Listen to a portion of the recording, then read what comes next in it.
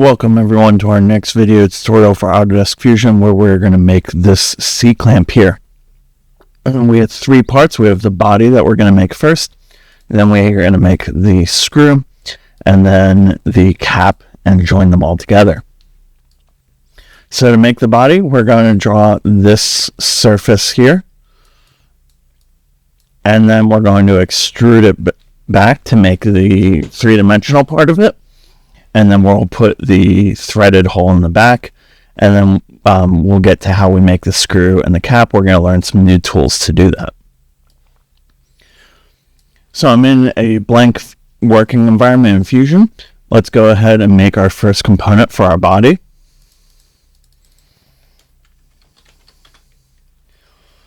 And then I'm going to create a sketch and click on my front plane. And I'm going to draw just a general outline of the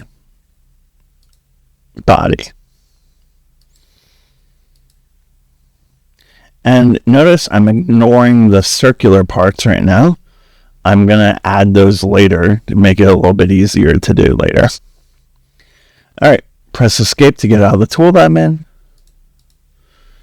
And then I'm going to go to my sketch dimensions.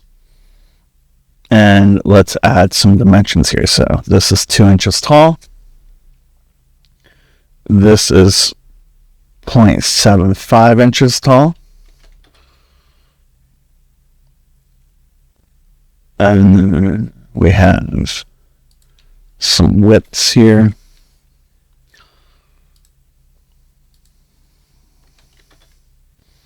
Now notice that the lines crossed over here. That's fine. I can just kind of redo them. I can pull them back over to make them correct, and then go back to D to my dimension tool.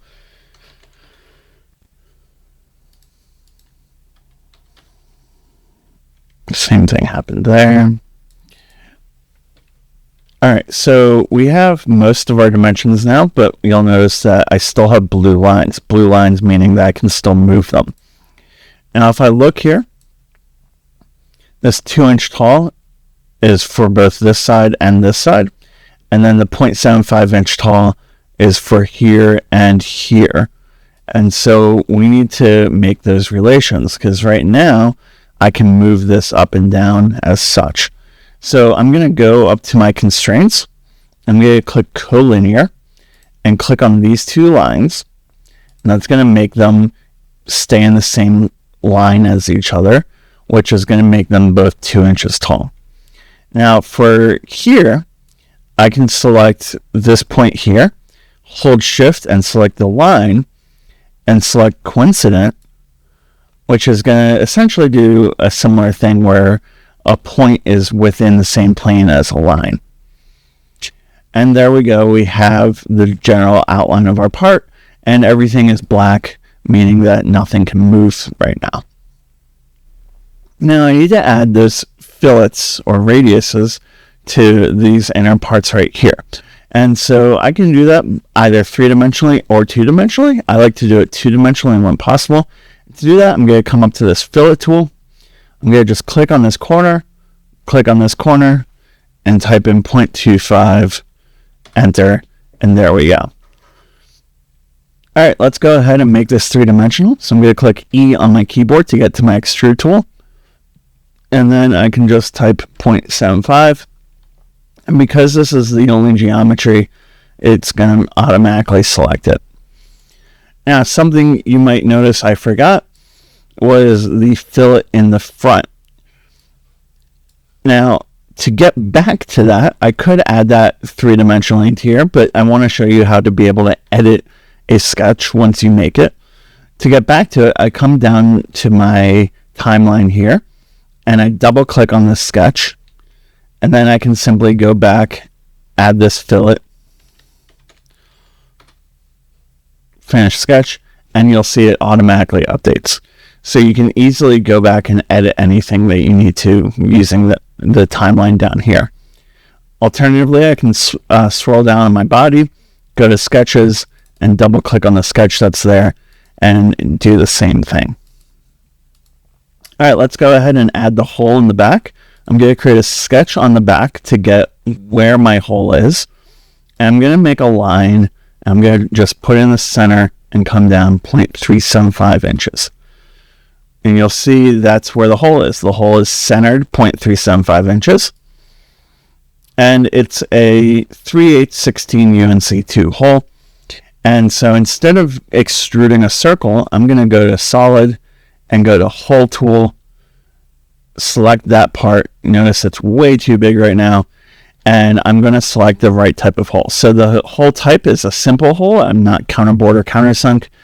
And it is a tapped hole. And then I'm going to come down here. I'm in my ANSI Unified Screw Threads. And I'm going to select the 3/8/16. Class is 2B. And that's all I need. Now, for my distance, I just want to go through it right now. I don't really care how far it goes. I just don't want it to go all the way through. So something like that is perfectly fine. And then I'm going to click OK. And there we have a tapped hole going through it. All right, let's go ahead and change our material.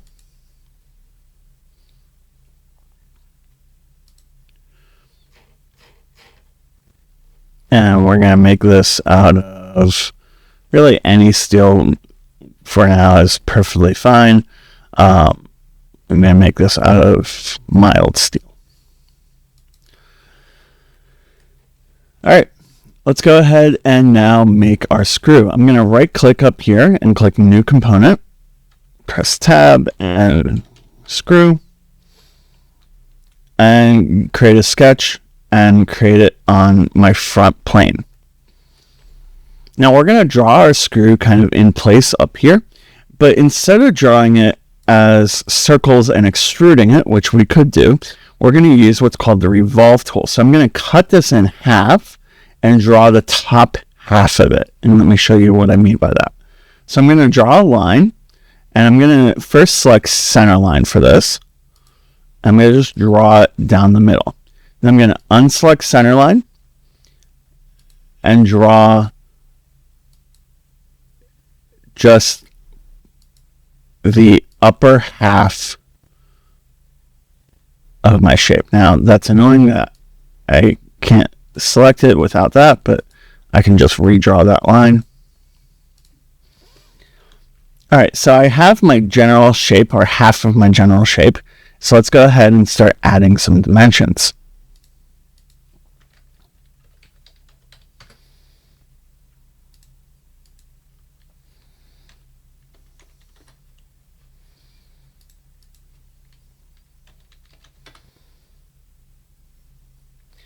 Now, to add my diameters, because this is half of it, if I click on this line and come down and click on my center line, notice it automatically makes it a diameter.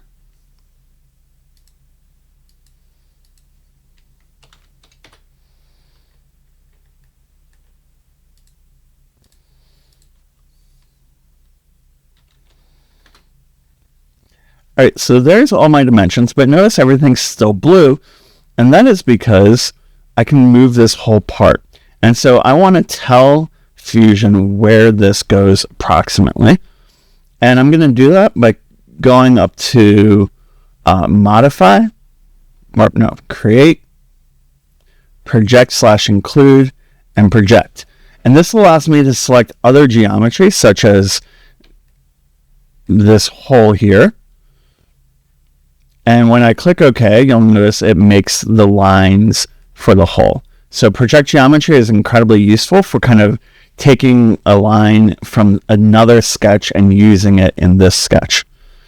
And then I'm going to hold Shift, select that point, select that line, and make it coincident to each other. And then I'm going to do the same thing with these two. And now my geometry is locked in place. Now, I didn't have to do that, but I find it much easier to have everything locked in place so that I can't accidentally make a mistake later by moving something in a way that I don't want it to. All right, let's go ahead to go to Solid, and instead of Extrude this time, we're going to click Revolve. I'm going to select the geometry that I want to revolve, select Axis, select that line, and there we go, we have it. Now, something I did forget was the chamfer on the back, the 1/16 inch chamfer. So let's go ahead, edit that sketch. Click this drop down on modify, chamfer, equal distance chamfer, and then 1/16 and finish sketch. And now we can see that it updated there. Now this is an unthreaded rod right now, so let's go ahead and go to create, thread, and select that shape.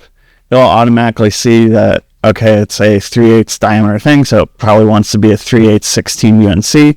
Class again was 2, and then I can click OK. Now, it also has this going through it, and so we need to add that handle going through it. And to do that, we're going to expand our origin and figure out which one of these cuts through the middle. And you can see that our front plane is right through the middle. So I'm going to go ahead and create a sketch and click on the front plane. And then I'm going to project geometry again by clicking P this time and selecting those two lines. And then I'm going to just go to my middle and come over 0.312, which is how far over my handle is. Draw a circle at that point.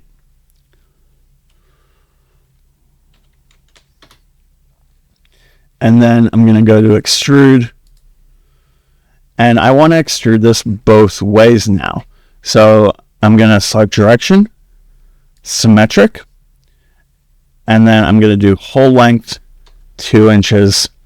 It automatically does it as a cut, but I can change my operation to a join. And there we go. We now have our screw. All right, let's go ahead and go back to our main assembly. And we need to put this in the correct place because right now I can move it wherever I want it to. So let's go to joint. I'm going to select the front of my thread here and the front of my thread there. And that locks it together. But that's not how this should be. This should be able to move back and forth. So I'm going to go to motion, type, and slider. And you can see it kind of simulates it right now. And then I'm going to change my minimum to 0, my maximum to 2.125, which is how far it can go, but that's in the wrong direction. So I'm going to change this to 2.125 and this to 0, or negative 2.125. And there we go. Now it can move back and forth. Click OK. And now I can move this back and forth as I want to. All right, I'm going to uncheck my joints because I don't want to see that. And then lastly, we have our cap. Now our cap is a circular part, so I could do just one revolution and make the whole thing. But it does have a hole through here. It does have a countersunk hole or counterbore hole going through the middle of it. And so I want to use the hole tool to make that. So let's go ahead and create a sketch. And I'm going to just make it on any plane right now. It really doesn't matter. And then I'm going to draw the general outline of it.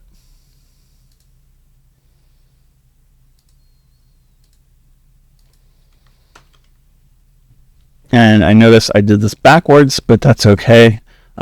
We can kind of flip it around later on. All right, let's change this to a center line. And then go ahead and add some dimensions.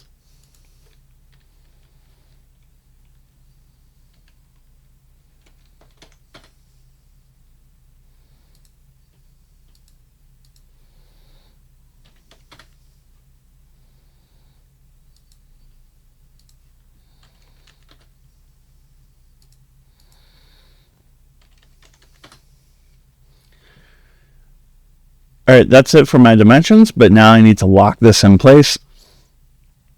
So I'm going to just select those two, do a coincident, Now that's not properly where it goes, but it is locked in place, and that's kind of what I want right now. And then I'm going to go ahead and revolve that. Now it's not letting me select that area there, so I'm going to hold Control, and that's going to let me select anything on that plane, and that allows me to select it. I'll go ahead and go Join, and I just realized I made a mistake. I didn't make a new component. So instead, I'm going to go to Operation and New Component, click OK, and you can see it makes the right component here. Now, if I go to this component, notice my sketch isn't part of it. My sketch is part of the general assembly here, but that's fine for the purposes of this project. All right, and then we're going to make the counter bore. So let's go to Hole. I don't need a sketch because I can just center it on there. Whoop, come on.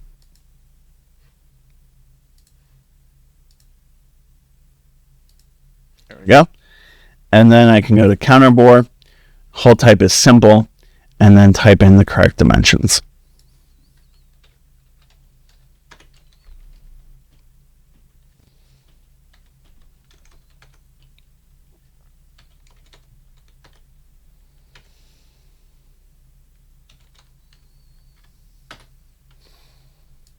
All right, there we go. Well, that's actually. Now, notice the hole accidentally cut through that part as well. So I'm going to go back to my hole, scroll down on Objects to Cut, and uncheck Body, and then there we go. All right, let's go ahead and add the joint for that.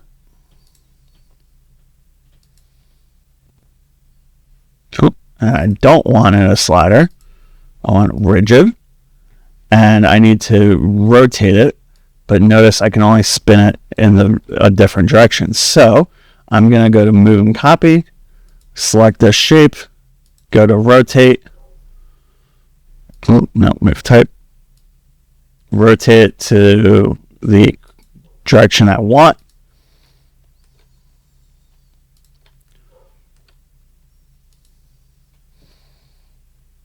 Uncheck slider again. Yep. And there we go. All right, last thing we need to do is add some materials. So I'm going to go to Physical Material, and I'm going to make this all have mild steel again. So I can just drag that to each of my parts. And there we go. We have our C-clamp. Let's go ahead and save this.